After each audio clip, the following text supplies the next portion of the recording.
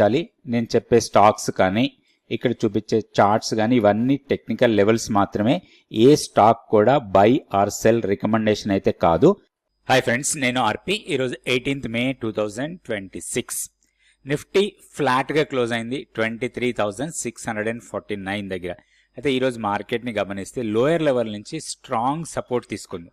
So చాలా down అయింది. Morning gap down open అయింది, అక్కడి నుంచి బాగా డౌన్కి వెళ్ళింది.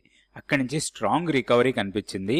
డే ఎండ్ వచ్చేసరికి ఆల్మోస్ట్ డే హై దగ్గర మనం క్లోజ్ అయ్యాం. అయితే ఇప్పుడు మనం గత వీడియోస్లో కూడా అనుకుంటున్నాం రాబోయే రోజుల్లో కొంత రేంజ్ బౌండ్ ట్రేడింగ్ జరగచ్చు, కొంత కన్సాలిడేషన్ జరగట్లు మార్కెట్లో అని. సో లోయర్ లెవెల్లో అదే జరిగింది, రికవరీ వచ్చింది, బట్ క్లోజింగ్ ఫ్లాట్గా క్లోజ్ అయింది. ఇక్కడ ఈరోజు సెక్టోరియల్గా చూస్తే మనకి ఐటీ సెక్టార్ కొంచెం పాజిటివ్గా క్లోజ్ అయింది. మనం సెక్టోరియల్ ఇండస్ట్రీస్ తీసుకున్నప్పుడు ఐటీ సెక్టార్ మోర్ దెన్ 2% పాజిటివ్గా క్లోజ్ అయింది. మోస్ట్ ఆఫ్ ద ఐటీ స్టాక్స్లో కొంచెం పాజిటివ్ మూమెంటం కనిపించింది. నిఫ్టీకి అది బాగా సపోర్ట్ చేసింది హైయర్ లెవెల్ వెళ్ళటానికి. నిఫ్టీ 50 స్టాక్స్ తీసుకుంటే 23 మైనస్ ఉంటే 23 పాజిటివ్గా క్లోజ్ అయితే 27 స్టాక్స్ నెగిటివ్లో క్లోజ్ అయ్యాయి. పాజిటివ్గా క్లోజ్ అయిన స్టాక్స్లో Tech Mahindra, Infosys, Bharti Airtel, Sun Pharma, Bajaj Finserv, HCL Tech, Kotak Bank, Bajaj Finance, Wipro, JSW Steel ఇవన్నీ కూడా పాజిటివ్ ఉంటే నెగిటివ్గా క్లోజ్ అయిన స్టాక్స్లో టాప్లో ఉంది టాటా స్టీల్.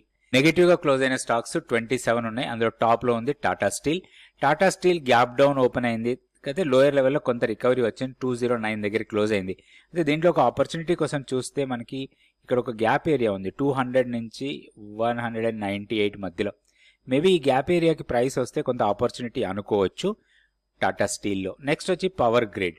పవర్ గ్రిడ్ కూడా లోయర్ లెవెల్లో సపోర్ట్ తీసుకుంది.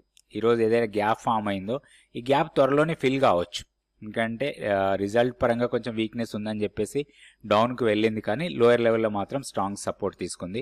తర్వాత స్టేట్ బ్యాంక్ ఆఫ్ ఇండియా కంటిన్యూస్గా ఫాల్ అవుతూ ఉంది. మనం ఈ స్టాక్ని గమనిస్తే కంటిన్యూస్గా ఫాలే కనపడుతూ ఉంది. లోయర్ లెవెల్లో సపోర్ట్ పాయింట్స్ దగ్గర కూడా వీక్నెస్సే కనిపించింది మనకి. 945, 950 లెవెల్ టెక్నికల్ సపోర్ట్ లెవెల్, కానీ అది కూడా వీక్గానే కనపడుతుంది. తర్వాత NTPC, Bajaj Auto, Trent, Maruti, Eicher Motor, Hindalco ఇవన్నీ కూడా ఈరోజు నెగటివ్గా క్లోజ్ అయిన స్టాక్స్. ఇది నిఫ్టీ 50 డైలీ క్యాండిల్స్టిక్ చార్ట్. మనం నిన్న అనుకున్న లెవెల్స్ ఇవి, లాస్ట్ వీడియోలో మనం వేసుకున్న లెవెల్సే, పెద్దగా చేంజెస్ ఏం లేవు. ఎగ్జాక్ట్లీ రెసిస్టెన్స్ పాయింట్ దగ్గర క్లోజ్ అయింది 23,650 రెసిస్టెన్స్ పాయింట్, అక్కడే క్లోజ్ అయింది దానికి దగ్గరలో. ఇప్పుడు రెండు ఇంపార్టెంట్ లెవెల్స్ కింద తీసుకోవచ్చు మనం. ఒకటి 23,634 వీక్లీ పివోట్ లెవెల్, క్లోజింగ్ దానికి దగ్గర ఉన్నాం. అయితే నెక్స్ట్ దానికన్నా కింద 23,590 మంత్లీ పివోట్ లెవెల్. ఇక్కడ కొంచెం జోన్ ఇది క్రిటికల్గా ఉంటుంది. దీనికన్నా కిందకు వెళ్తే మాత్రం మళ్ళీ అగైన్ మనకి 23,430 స్ట్రాంగ్ సపోర్ట్ ఉండొచ్చు. హైయర్ లెవెల్కి వచ్చినప్పుడు 23,800 మాత్రం స్ట్రాంగ్ రెసిస్టెన్స్. కీ లెవెల్లో ఎలాంటి మార్పు లేదు, 23,950 key level. So buy and dip మోడ్లో కూడా ఉండొచ్చు. ఇది 2-వే ట్రేడింగ్కి పనికి వస్తుంది. జనరల్గా ఒక కన్సాలిడేషన్ జోన్లో ఉన్నప్పుడు ఇండెక్స్ కానీ ఏదైనా స్టాక్ కానీ మనకి 2 వేస్ ట్రేడింగ్ ఆపర్చునిటీ ఇస్తుంది. అండ్ మనం గతంలో అనుకున్నట్టుగానే 23,165 నుంచి 23,100 ఈ జోన్ మాత్రం కొంచెం మనకి టెక్నికల్గా మంచి సపోర్ట్ జోన్. ఆ జోన్లో మనం ఎలాంటి ట్రేడ్ మాత్రం తీసుకోవద్దు. ప్రైస్ జోన్లోకి వచ్చి ఒక బౌన్స్ ఇస్తే లాంగ్ ఎంట్రీకి ప్లాన్ చేయొచ్చు, బట్ జోన్ క్రాస్ అయి దానికన్నా కింద క్లోజ్ అయితే మాత్రం షార్ట్ ఎంట్రీకి ప్లాన్ చేసుకోవచ్చు. ఇట్లా కొన్ని జోన్స్ చాలా ఇంపార్టెంట్ జోన్స్ లాగా ఉంటాయి. ఆ జోన్స్ దగ్గరికి వచ్చినప్పుడు మనం వైజ్ యాక్షన్ తీసుకోవాల్సి ఉంటుంది. నెక్స్ట్ బ్యాంక్ నిఫ్టీ లెవెల్స్ చూద్దాం. ఇది బ్యాంక్ నిఫ్టీ లెవెల్స్లో పెద్దగా మార్పులు ఏం లేవు. సో నిన్న మనం గత వీడియోలో అనుకున్నట్టుగానే 52,750 ఆర్ 760 లెవెల్ సపోర్ట్ అనుకున్నాం. సో అక్కడే సపోర్ట్ తీసుకుంది. అండ్ ప్రీవియస్గా మనకి సపోర్ట్ లెవెల్ దానికన్నా పైన 23,230 అన్నాం, దానికన్నా పైనే క్లోజ్ అయింది. సో ఓపెనింగ్ అయిన తర్వాత కొంచెం డౌన్కి వెళ్ళినా కానీ రికవరీ కనిపించింది ఇండెక్స్లో. సో ఇక్కడ కూడా మనకి రెసిస్టెన్స్ లెవెల్ ఇదే 53,965 ఆర్ 968 ఇది ఇమీడియట్ రెసిస్టెన్స్. తర్వాత 54,470 ఇవి రెండు రెసిస్టెన్స్ పాయింట్స్ లాగా ఉంటాయి. డౌన్ సైడ్ సేమ్ లెవెల్స్ మనం మేనేజ్ చేయొచ్చు. 53,250 తర్వాత 52,750 ఇవి రెండు సపోర్ట్ లెవెల్స్ లాగా ఉంటాయి. ఇది బ్యాంక్ నిఫ్టీ. ఇప్పుడు స్టాక్ ఫ్యూచర్స్ యాక్టివిటీ చూద్దాం. స్టాక్ ఫ్యూచర్స్ యాక్టివిటీ చూస్తే లాంగ్స్ బిల్డ్ అవుతున్న స్టాక్స్ 59 ఉన్నాయి.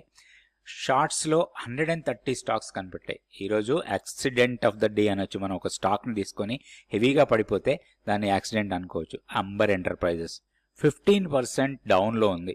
ఓపెన్ ఇంట్రెస్ట్ 47% పెరిగింది. సో చాలా వీక్ కనపడుతుంది స్టాక్లో. అదేవిధంగా Auro pharma, Godrej Philips, Uno Minda, RBL bank, Tata steel, power grid వీటన్నిటిలో కూడా షార్ట్స్ బిల్డ్ అవుతున్నాయి. లాంగ్స్ ఎక్కువగా బిల్డ్ అవుతున్న స్టాక్లో చూస్తే పాలసీ బజార్ టాప్లో ఉంది. తర్వాత ఎన్హెచ్పిసి, సన్ ఫార్మా ఆల్మోస్ట్ హైలో ట్రేడ్ అవుతా ఉంది. 52 వీక్ హై దగ్గర 1900 క్రాస్ అయింది. BSE, JSW energy, Bharti Airtel, తర్వాత IDFC first bank, premier energies, Manappuram, solar వీటన్నిటిలో కూడా లాంగ్స్ బిల్డ్ అవుతున్నట్టుగా డేటా ఉంది. సో ఇట్లాంటి స్టాక్స్లో మనం కొంచెం కాషియస్ అప్రోచ్ ఉండాలి. ఏదైతే షార్ట్స్ బిల్డ్ అవుతున్నాయో అదేవిధంగా లాంగ్స్ బిల్డ్ అవుతున్న స్టాక్స్లో మనం షార్టింగ్ ఆపర్చునిటీ కన్నా కూడా ఏదైనా లోయర్ లెవెల్లో బయింగ్ ఆపర్చునిటీ కోసం ప్లాన్ చేసుకోవాలి. రేపటి వీడియోలో మళ్ళీ ఒక stock Nifty, bank Nifty levels చూద్దాం. Thank you so much for watching this video.